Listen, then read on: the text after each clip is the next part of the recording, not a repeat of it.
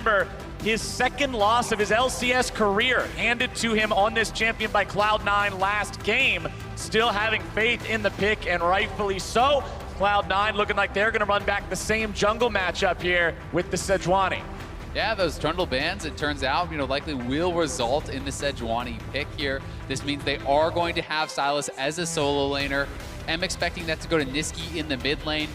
We have seen this Sylas versus Akali matchup so many times, especially when you think back to MSI. This was such a prevalent matchup, and Sylas can really come out on top. Oh, you're bringing up MSI where Caps defeated Jensen in both sides of the Sylas-Akali matchup. Ooh.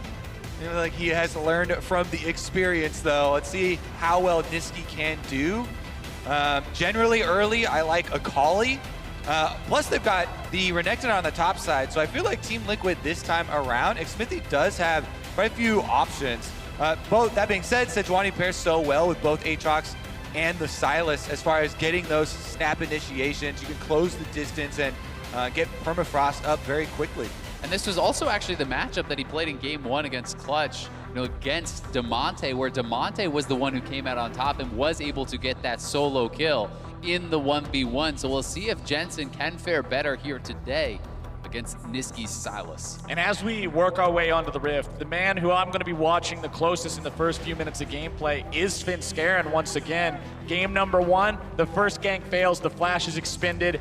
The early game just completely runs out of gas for Cloud9, and Liquid ends up running them over. Game number 2, he gets off to the start that he was looking for. He takes over the whole map, and Cloud9 goes with him. I feel like he's the catalyst for the entirety of the early game for both sides.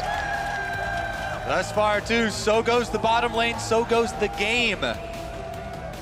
This time around, Sneaky on the Xayah, DoubleLift on the Kaisa. Who's going to be able to get the early edge? The gates are down, the champions are out. Everybody's out onto Summoner's Rift here to see who's going to pull ahead, take us to that match point.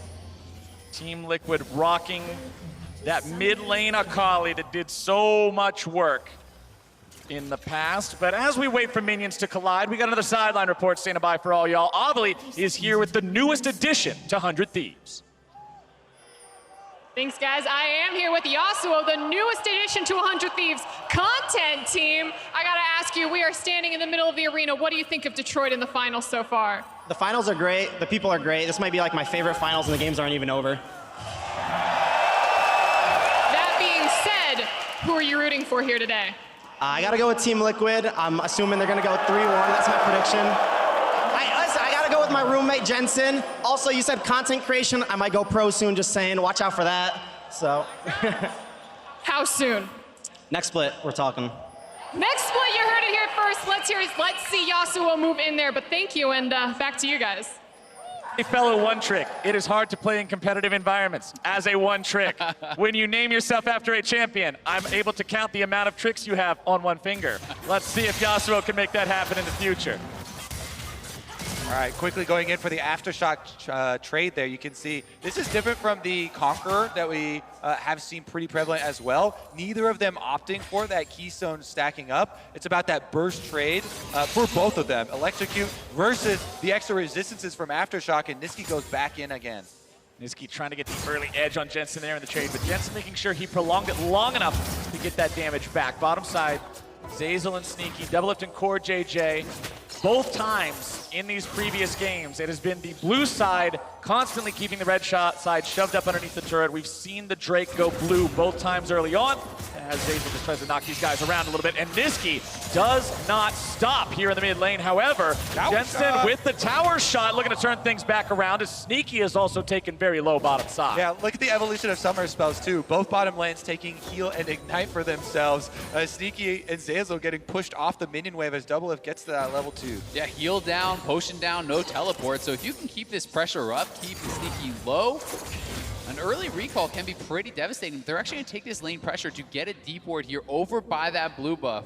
Knowing that both of those camps are up does tell you that Svenskeren did a full camp clear on the top side, and they're going to be knowing this Sejuani can be heading their way. No more sustain in the mid lane, and Jensen! Nisqy, he's in trouble, and he's first blood. Jensen grabs it, but Svenskeren's there to clean up. But that solo kill going to Jensen so big. You know, Nisqy not alive to get that experience. He gets no gold, but the assist here. And Jensen off to a great start. Double longsword is the buy. Yeah, the big thing about getting first blood, all of the money for it goes over to the killer. Jensen gets the bonus there. Meanwhile, the assisted kill is actually a big thing to have the extra assist money on the side of Cloud9, but it's split, and Nisqy only gets half. Take a look at him going in for this trade. Really nice land of the E there for Jensen. He knows he can chase it at that point. I think there might have been a little bit of miscommunication from Cloud9 between Svenskeren and Nisqy, because if Nisqy communicated a bit earlier that he was going to go for this dangerous trade with Jensen and bait him in, I think they could have pulled that off without a death.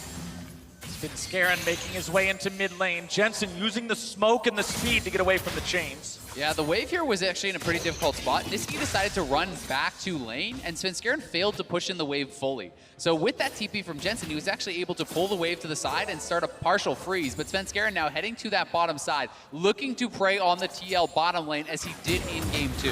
Here we go. Zeyzal's got the flash to start things off. CoreJJ and DoubleLift in retreat. Their health bars aren't looking bad at all. Burning through summoner spells like nothing down here on the bottom side. Only 2 remain. CoreJJ and Nisqy with their flashes from that visit from Svenskeren. Once again, Svenskeren just visited mid lane, so Team Liquid could communicate that he's headed down to the bottom side. Xmithie now. Here comes the Skarner. Zeyzal and Nisqy, they're low on mana. Sneaky's gonna be tagged there by the Skarner poison, but now Zeyzal's got no way out, and DoubleLift's grabbing the kill. He ran right over the scuttle, and the C9 bottom lane did not back off fast enough. It's something I highlight all the time, but punishing offensively blown summoner spells. Cloud9 just used that flash and then engaged for their side to try and get onto DoubleLift, and then DoubleLift is saying, hey, this guy flashed on me, immediately punish this Alistar. Xmithie, don't let him get away with it. And there comes your trusty jungler. For both sides, the jungler's heavily investing here in this bottom lane. CoreJJ going in after Nisqy. Remember, Sneaky's still got the flash ready to go. Xmithie in hot pursuit, wants to go for the auto attack, not gonna be able to. TP coming in, Sneaky's in some trouble, not gonna be taken down just yet. The damage is not there, and Xmithie is going home in a body bag. Cloud9 reinforcements have arrived. Party time in the bottom lane! Everybody is arrived except for Jensen, who has no teleport. And this is going to be C9 trying to push in the wave. However, Jensen gets a full one into the mid lane tower, and he already had the CS lead due to the early gank and the aftermath of that one. So Akali, once again for Team Liquid, in the hands of Jensen, with this big lead, is going to be such a hope for them moving towards the mid game and possibilities of side lane pressure. So it was actually that ward rush that saw Nisqy walk into that forward ward, and that is why they call Xmithie down to try to get this re-gank and kill off Nisqy. Nisqy just barely able to flash away though, as Svenskeren had just barely enough CC to actually lock down the Skarner and keep his AD safe. Yeah, it's interesting there. Cloud9 do get the kill, but still Team Liquid ahead in gold here. Jensen denying a lot of both gold and experience to that mid tower. You can see Nisqy is still level 5 on the Sylas. If you continue to put the Sylas behind in this matchup, the Akali with the kill pressure here is going to be super happy. I mean, Jensen's almost 7. Jensen is 7. That's, you know, a huge lead right now, you know, over a level at this moment in time. I'm assuming Nisqy is going to be closing in on 6 here, but still, that is a very big deal. You know, getting towards that Q-max, an additional point in that ability, is going to help you out a lot. Now, one of the biggest things when comparing these two mid laners has been the emphasis on roaming for Nisqy and Jensen with lane domination. But this game is a game where you are looking at the Akali with multiple opportunities across the map. So will Team Liquid make use of Jensen's early start here and try and get him to move around and pick up more kills? If the bottom lane continues to burn summoner spells basically on cooldown, then it should be a hot spot for action. Xmithie also 1 camp off 6. I wonder if he can leech enough experience here to actually get 6 if there is a potential fight, because Svenskeren has it. He did get 6 off those minions. Everybody's ready to go, and Nisqy has stolen the Akali ultimate. Perfect executions could be going back and forth. Xmithie coming around trying to maybe find the stun onto Svenskeren, but both sides gonna walk away there. The flail plus the Skarner shield persuading both sides from going near one another. All right, no fight. There's a roam from top side. You can also keep track of impact there on the Renekton. Pushed in the wave versus Licorice and threatened to move down. So all these factors here contributing to them calling off the mid lane play. Now bottom lane moves up. Oh, we are not done yet. Xmithie has found his target, and Svenskeren is going to be the focus here at the beginning. CoreJJ and DoubleLift coming around from behind. Jensen's able to grab kill number 1. Sneaky's going to be dropping down for kill number 2. Cloud9 grabbing one in response, but Zeyzal's in some trouble. It's beef for dinner, and the Alistar's going to fall. Xmithie needs one more hit for it, but he's trying to give it over to DoubleLift. He'll go on a killing spree, and TL win the fight. Yep, creating that play around the mid lane, their center of power. Even though it's the early roam up there, Cloud9 having an extra member fall. Yeah, the big winner here has got to be DoubleLift. 3-0-0 now on this scaling champion of the Kaisa. Going to be monstrously strong, and here it is one more time, poking off that passive. Full CC chain, very well done here, from Xmithie and Jensen. You can see Jensen was holding his R2 to try to avoid skill shots, try to avoid abilities there. Yeah, and also waiting for the aftershock to fall off of Sejuani so he could complete the burst. As we said, even though C9's bottom lane roams first, DoubleLift and CoreJJ immediately take down Nisqy. So they're able to get the trailing member of Cloud9, and without that marksman there, he chased down the extra kill. And it is now a very strong Kaisa to wheel with. CoreJJ fighting for some control here over the vision with Zeyzal, as we might actually see the first contested Drake. First Drake, I should say, of the series. Usually these have gone over to whichever team was ahead at the time. Considering this game is still pretty close, Cloud9 are deciding they want to start things up here, pulling it out of the pit. TL hanging around nearby. They don't want to give it up here. They've got such a massive gold lead in this game. When the controller in the Pixel Brush sees him, ultimate on Skarner not available, nor on Sejuani. The Drake's going to be taken low. Here goes Zeyzal looking to start things off. Xmithie going to be brought very low, brought down. Now the damage coming right back into the Cloud9 lines. Licorice grabbing the kill onto Xmithie. CoreJJ getting away. Double kill over to 2 Licorice, as it's also going to be a double for Jensen. Can they find more? It looks like yes.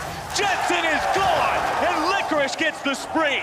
CoreJJ is now trapped in the enemy jungle, and Cloud9 will hunt him down. Zeyzal showing that they should have banned the Alistar again. That engage for Cloud9 will, in the end, get them 4 kills on top of the Mountain Drake.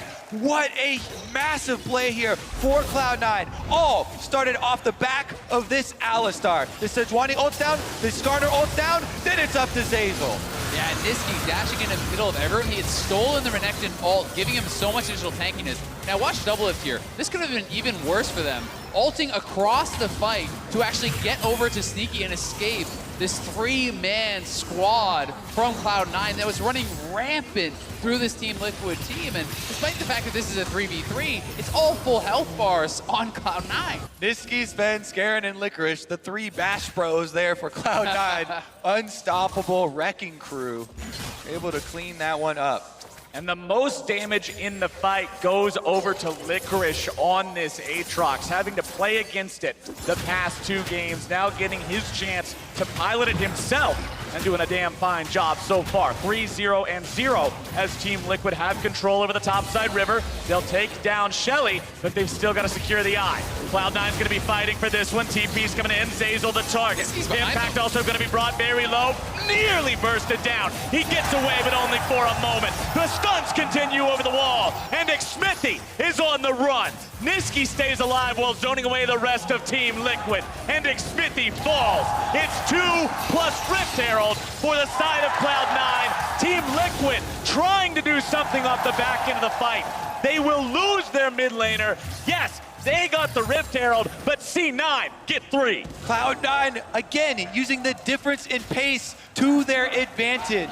The multiple forms of hard CC we mentioned in Champion Select for them to choose the team fights. They continue to fire, and Team Liquid unable to react quick enough. CoreJJ and DoubleLift, the lone members of Team Liquid, left to pick up the scraps as the minions feed into the tower. Jensen's eyes, I think he just got a little bit too big there. As you see these low health bars, he didn't have his ultimate, so there wasn't much chance of a flank, but now the TP coming in here, looking for Nisqy, who is without that ultimate. Oh, Jensen is bloodthirsty here. Second 5-point strike, not going to find the mark, and Jensen won't get anything.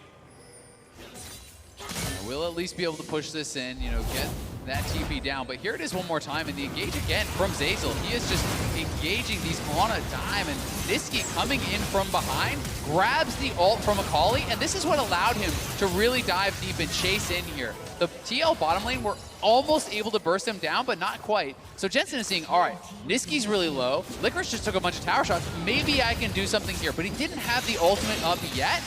And he just gets locked down and knocked down as the trample from Alistar reveals where you are in that stealth.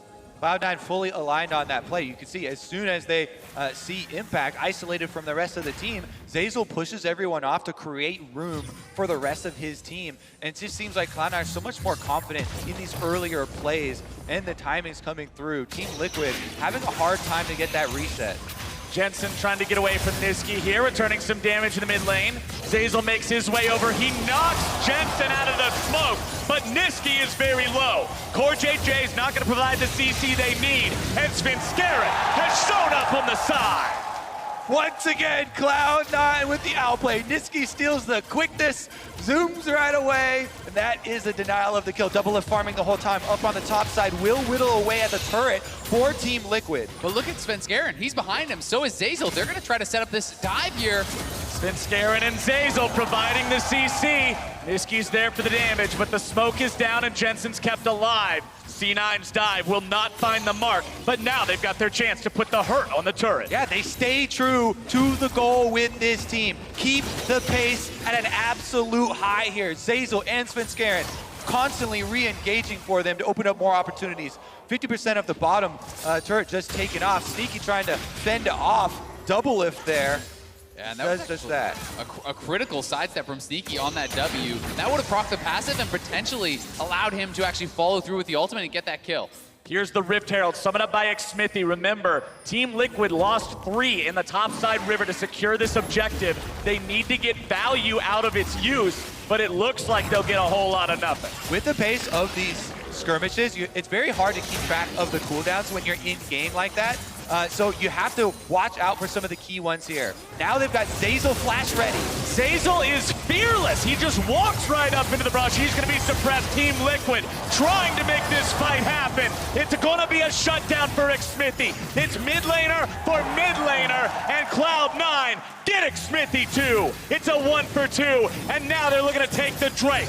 Licorice way faster on that roam now, comes up, and with him arriving, there was no chance for TL to continue that fight. C9 taking control of this game. They will add a second Mountain Dragon here to their collection, giving them even more Baron threat. And you are seeing how well Nisqy is utilizing the ultimate here from Sylas, always finding a critical ult to take. Here we go, replay coming up to show us exactly how Zeyzal started it off. Yeah, he starts it off by getting Skarner ulted, and he flashes out to the top side and lives in the end. Jensen tries to get the kill there on Akali flipping over, but once they turn it and take down the Akali, as you mentioned, Licorice has the inside track for the roam of top laners, so he doesn't allow Impact into the fight while they finish up the extra kill, leading to their #1 objective. And guess what? Zeyzal's back at it. Zeyzal once again setting up the plays. The chains come down and DoubleLift's taken out. There was no mana there for DoubleLift, so no ability to actually get out of that one, and he gets punished. #1 goal for Team Liquid right now is planning ahead. It's so hard to plan ahead when C9 keep this current pace. Zeyzal, you have to track this guy because Cloud9 constantly are trying to start it off with the Alistar. He's even looking for it without his own ultimate. I mean, just take a look at how low the farm is in this game. That tells you how aggressive the fights have been, how much these teams are scrapping. You know, not one person is even close to 10 CS a minute, which is a very standard mark, you know, for these LCS players to hit. The work for planning has to be laid first here for Team Liquid. They're trying to get those defensive wards in place. You can see through the top river, but C9 don't let them get any use out of it. Just head straight down the lane, take down the tower, another one falls. 17.5 minutes before first turret goes down is a very late mark here in this game, and is just further evidence of how focused both sides have been on the fighting. The other thing that stands out to me about this game is I think this is the first time we've really seen one team turn around the early lead the other one had built. Team Liquid, they were ahead early on. They had the 5-3 kill lead, but ever since then, Cloud9 has just showed up again and again off the back specifically of Zeyzal. Yeah, you know, you see Jensen here, 5 deaths already, has not been super effective, and Impact is very far behind in this 1v1, has actually tried to roam multiple times, and almost always it feels like is late to the show, and not able to really get anything out of those roams. Yeah, this one really highlighting how Cloud9 value that team play, bring together every extra member to play off of the strengths of their compatriots. Now, bottom side, they should be able to take that outer turret without another conflict. It is time now for Cloud9 to slowly gain the benefits of all the hard work they just put in for the last 5 minutes. This outer tower goes down without a fight, and there it is, a more, bigger reward here for Licorice as he gets the solo gold. And as Jensen's teleport comes back up and he can once again be a global threat, he again expends the perfect execution for no real gain, so that threat is diminished. He's not finding these kills he's looking for, but it is giving him the priority to take down this turret and bring this game a little bit closer. Yeah, it was at least a trade of ults there with Sylas. He pushes him out, he grabs the turret, but you can really see very clearly where all the action has been. Mid jungle here, rather, for C9. You know, these two players, 12 KP apiece, they have been extremely dominant. It's 10 deaths combined between Jensen and Xmithie. They are really being punished, it feels like, by this very, very fast pace that Cloud9 is setting for them. Cloud9 will keep on defending that mid lane tier 1. They're holding on as good as they can to it. Team Liquid taking it down slowly but surely with the chip damage, but still not able to really bring that one out of the picture just yet. Really like that point, Azael, because a lot of the mid laners in the LCS have been outspoken about the Cloud9 jungle mid duo. Power Vivo himself, before their matchup versus Cloud9, is the #1 thing he was looking out for. Map still favoring Cloud9 as they push into Team Liquid territory. They take over the Skarner spires, makes it easier to catch Xmithie out, reduces his move speed, reduces his mana regeneration when he's not got those available to work with. Baron is on the table. 20 minutes now, the name of the game. Drake going to be spawning here in about 40 seconds too, as Team Liquid try to force their way back out into neutral territory. Yeah, and I'm just expecting Cloud9 now to set up shop around this Baron, try to deny as much vision as possible, and utilize the really strong engage they have. Out of Fog, Alistar, as well as the Sejuani for Svenskeren are so damn hard to avoid. And there's a big difficulty right now for Team Liquid for anyone to actually get within range of that Sejuani or Alistar. If you look at Xmithie, he's the one you would think would be the tankiest member that would be fine doing it. But since Skarner does not run Aftershock like a lot of the other tank junglers, not nearly as defensible as some of those other ones. Plus, he's got just the pieces there for the Gargoyle of Stoneplate. Before you complete that, those pieces don't provide very much value at all. And without that active, he won't be able to survive to the same degree that even the support of Cloud9 can. Yeah, I mean, that one pink ward that they're huddling on is as far up as their vision actually goes. You know, there's no wards over by that Baron pit, and that is why we see that blue trinket getting dropped. Svenskeren actually casting spells almost, you know, pretending that they're about to start it. Bait him in. Well, hey, you know you're in a good spot in the game when your top laner can solo down the Drake with nobody else nearby because they absolutely know it will never be contested. The map is just Cloud9's to play with right now as they force Xmithie away and take his flash. Yeah, you can see how dangerous it is for Team Liquid. Now a flashless Skarner without the completed item. He's the target. Here we go. Nisqy and Svenskeren going right into the fight, and Xmithie is gone. Jensen going to be taken very low as the AoE pours in, and Sneaky goes on a killing spree. It's 3-0. It's all C9. It's only 22 minutes into the game, and already we're worried for the Team Liquid Nexus. This Baron will easily get picked up by Cloud9. They have the tools to tower dive, so they don't even have to stop at these outers. Nisqy's gonna go clean up the last one by himself in the meantime, and Cloud9 are due to get paid. I mean, this is absolute dominance. Last game, well, we'll see if DoubleLift can pick this up. Yep, DoubleLift at least gets one off the back end. But I mean, last game, Cloud9 take a 21-minute Baron. This game, they take a 22-minute Baron again, now on that Red Bull Baron power play, looking to stack up the gold. You know, deal lethal damage, perhaps. As you're saying, they have such powerful engage and dive, and critical items really coming through across the board here for Cloud9. These champions are on such a strong point. And for Team Liquid, The situation just grows worse and worse by the minute. Now, you are already struggling to maintain any control over the map. What are you going to do when everybody on Cloud9 is ready to go with Baron? Well, they're not defending mid lane, that's for sure. And C9 have an open pass straight down mid. They can actually run it down right now. Team Liquid are all recalling, and that tower just evaporates. Disappears before their very eyes, and C9 build that lead to 8K. Yeah, it looks like TL are kind of making the call here that they need to get picks. You can see Jensen way up in the top lane there, not actually in a position to defend. He is trying to draw members up to him. Their wave clear is actually not very good. Kaisa is your main form of wave clear. That is not really strong. The Akali, it's way too dangerous for her to actually move forward and help with that wave clear. Same thing with Renekton. So, they have to try to pull members up and make a play to buy time to survive this Baron. I think they also need to keep Jensen up there as long as possible. If Team Liquid can hold on, nope. Oh, here we go. Impact is in danger as Cloud9 collapses. Free pick for them, and the push is going right down bottom lane. Yeah, he clearly thought he had no chance to get out. Didn't even use the ultimate there. Jensen is going to keep going, but Cloud9 aren't going to stop. They could potentially end the game. Doors wide open here for C9 as they run it through. This Baron, they could end it before it even wears off. This is an easy base race for the side of C9.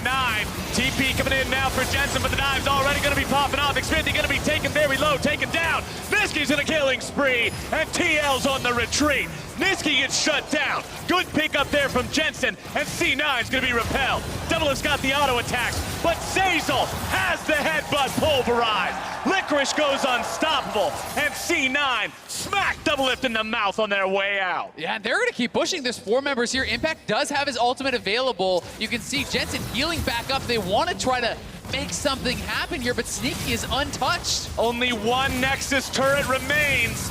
Impact on the front line, but how long can he stand? Nexus exposed. Team Liquid in danger. Jensen can do nothing to stop it. Zeyzal chases after him and grabs the kill. And Cloud9 are making this look easy. I know many teams that would back off seeing the respawns there, but as you know, Cloud9 are not one of them. They end that second game here and now. And what an impressive game again here. Absolute domination, it feels like, from Cloud9. They have really turned up the aggression. We have seen it demonstrated why the Alistar was banned out in games 1 and 2. Zeyzal critically finding so many engages, and you've got to look at the top side of the map here for Cloud9. So effective in this game, and it felt like GLs was able to get nothing done whatsoever. Not just Zeyzal on this Alistar, but that is back-to-back games now that we have seen Svenskeren do work on this Sejuani. I feel like you've got to find a better answer for it, because, and it pains me to say this, the Skarner's not doing it. That's blasphemy. I can't believe the words came out of my mouth, but I mean it when I say it then. This Sejuani is just putting on a clinic in the jungle. It's hard for Skarner to control the pace of the game sometimes, and that is Team Liquid's #1 problem right now. And for more on how Game 3 shook out and Cloud9 took the win, let's head back to the State Farm Analyst Desk.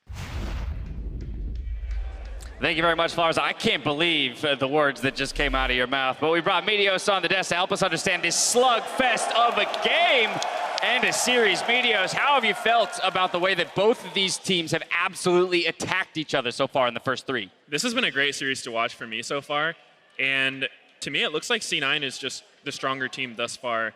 I think we can overlook their Game 1 troll draft, but aside from that, they've just come out swinging and been playing very well. Let's talk about the draft. We'll ignore Game 1 and we'll look at Game 3 here, where once again they find a melee mid laner for Nisqy by leaving up the Akali of all things for Jensen. So the mid lane matchup was fine to me. The big problem is Cloud9 just bought it due with the Sejuani, and now they go into the second rotation with the first ban Trundle while you've already chosen a jungler. That tells you it's Sejuani. It's coming out 100%. They already have a Sylas. It's a good matchup with a melee.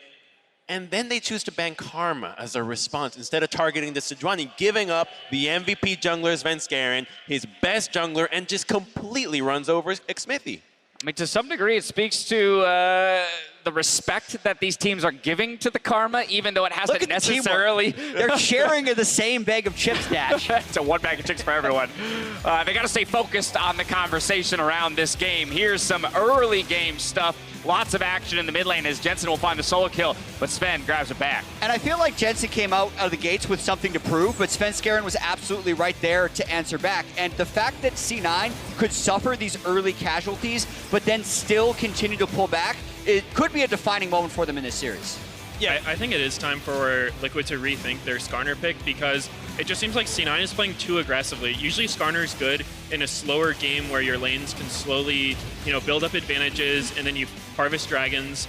But in this series, there are just so many plays, and Sejuani is just much stronger than Skarner in these scrappy fights. Big part of it, actually, because of the Skarner's slow pace and reliability on the ultimate, Team Liquid kept taking fights without those skills. They did not fight every single fight with the Skarner ultimate or the Renekton ultimate, and as a result, Cloud9 sees the opportunity. Just keep going. It doesn't matter, and they will win because Sejuani can offer you so much more whether she has her ultimate or not. It was quite back and forth in the early game. Both the teams ones. finding wins. This is a big one, though, for Cloud9.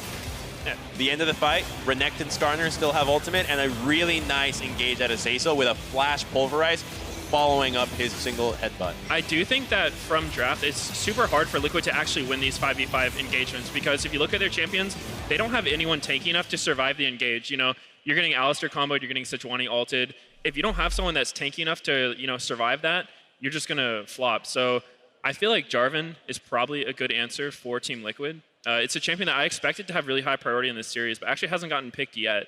So maybe we'll see it for the next game. Looking at Jarvan as an answer because those kinds of statistics for Svenskeren cannot keep coming up if Team Liquid wants a chance in this series.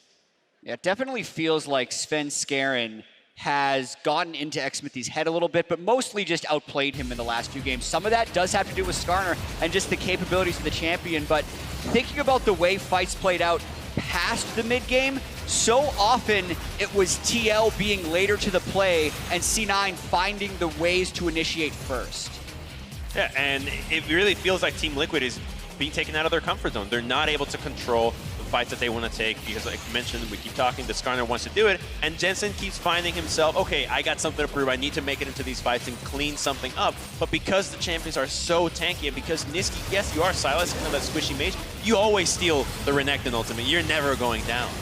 Cloud9 is so good at using momentum. When they find it in a series, they just never let it drop, right? They keep it kind of there at the tip top the entire way through. Yes, following that set of replays there, we did have a few minutes of gameplay where not a whole lot happened. But in that time, it was Cloud9 just cycling vision around the Baron, keeping TL in the dark and making them question time and time again with a double mountain on the other side. Are they taking that Baron? Right, I think even in those moments where there might not be action happening, there's so much pressure on Team Liquid at those moments because they just don't have any vision. As soon as the Baron spawned, you saw it was just kind of doomed for them. Cloud9's got 2 mountains, so if you give them 5 seconds alone with the Baron, it's gone. You've got to walk in, they've got full pinks, and then this is what happens. Yeah, you're just kind of dead. There's so much AoE CC, and look at that Alistar. That's just a crazy engage. This champion, I see why it was banned 2 games in a row. Really don't expect it to be given to Zeyzal again. I mean, just too much of an impact, and against CoreJJ's best pick of the Rakan as well. So really showing up that he has an answer to it, and it has to be responded. I would like to see Team Liquid go for more of these skirmishing champions. I think that even if you give up Alistar, taking something like Braum into it is a good response. It's always been pretty solid because, like I was saying before, you just need someone who can survive their engage. When Braum puts up his E, he's not going to get one-shot by these ultimates. And the difference between getting one shot in the engage and not getting one shot is pretty huge. So I think that if TL can adapt and play more into this skirmishing style, that they could possibly come back. Series score stands at 2-1. Cloud9 with side select goes back to blue side, keeping in the trend of the series itself. But this is not necessarily unfamiliar territory for TL. We have to remember that they were down 0-2 in their last final against TSM, and so in fact they better positioned this time around. They are more than capable of bringing this back. But Jatt, from the red side, what's the answer? It's going to be difficult. I find it interesting because TL hasn't been able to keep up with the skirmishing style, but to me, the game they won is because they had a substantially better 5v5. And the last 2 games where they lost, they did have a worse 5v5. I do want to see Xmithie on a Jarvan or a Sejuani, but for the rest of it, I want to see TL get back to basics, win 5v5 team fights, actually use their teleports first towards bottom lane when a skirmish happens there instead of letting C9 just pile down onto DoubleLift over and over again. And I think that's their best chance of using their experience and pulling it back. So I want to pose you a question. What do you think about Team Liquid on red side? Give up the Yuumi, target Nisqy even more, really double down on taking away his mid laners, and that should slow down the pace of the mid lane action. I think that could be a good approach. I don't know if it's actually possible to shut down Nisqy because it seems like he's pretty proficient on lots of champions. You know, you've got Irelia, Kiana, Sylas. I don't know if you can fully ban him out. At this point, he's going to be able to play an aggressive mid lane melee champion, and I think there's nothing that TL can do. What I'm thinking, if you give up the Yuumi, C9 first picks it, and you open up taking the Akali and taking some of those away for yourself. Too. What I think TL's best strategy here coming into Game 4 would just be to play around their strengths. TL has always done well when they play through bottom. We saw in Game 1 where they won, they were playing around bottom pretty well. And then in Games 2 and 3, they were kind of taking, you know, defensive bot lane picks. In the second one, they blinded Tom Varus, which is kind of just like a I don't want to lose lane. You're probably going to go even in most situations. And then in Game 3, they took away the Rakan to break up the Xayah Rakan combo. So it seems like they're kind of playing not to lose bottom when, you know, this whole season they've won games through winning bottom. So I feel like they should go back to that kind of style. That was actually the criticism that DoubleLift threw at TSM in the finals as well. So maybe it's coming back to bite them. Theme of the weekend has been play what you are comfortable with. Go back to what has always worked for you. Cloud9 are 1 win away from earning their first title in 5 years. See if they can snap the drought in Game 4.